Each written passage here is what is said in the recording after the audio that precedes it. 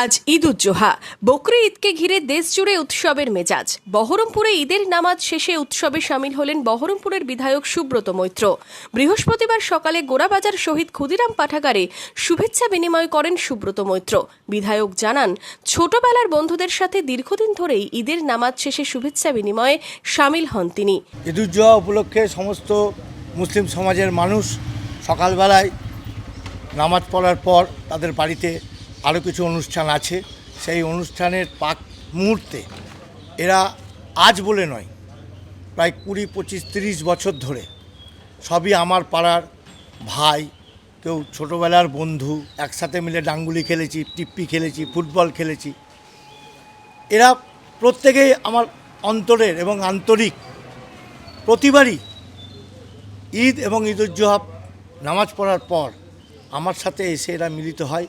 আমারও এটা ভালো লাগে এবং মন থেকে ইচ্ছা করে তাদের সাথে বুকে মিলবার জন্য। তো সেই অর্থে আজকে ঈদ উজ্জোহা সমস্ত মুসলিম সমাজের পবিত্র দিন। এই দিনটিকে সবাই আনন্দ করুন এবং ধার্মিক রীতিনীতি মেনে সুন্দরভাবে পরিবারের সকলকে নিয়ে উপভোগ করুন। বিধায়কের সাথে শুভেচ্ছা বিনিময় করে খুশি বহরমপুরের বাসিন্দারাও। আজ পবিত্র ঈদ উজ্জোহা, ঈদের নামাজ আমাদের 7:30টায় শুরু হয়েছে। ঈদের নামাজ পড়ে আমাদের সৌজন্যমূলক প্রতি বছর, এর আগেও প্রতি বছর নামাজ পড়ার পরে আমাদের প্রিয় সুব্রত মিত্র কাঞ্চন, তার সঙ্গে আমরা একটু দেখা করি, সৌজন্য বিনিময় করি।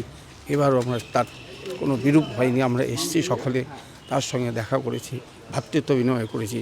আমরা সকলে একত্রিত সেইভাবেই বসবাস করি, সেইভাবেই থাকি। এখানে আমাদের কোনো ভেদ নেই।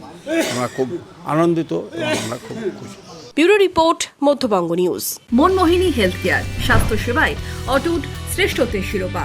জেলায় প্রথম robotic knee replacement, cardiology with cath lab, neurosurgery, specialised trauma unit থেকে স্মাইল ট্রেন, একগুচ্ছ পরিষেবায় নিয়োজিত।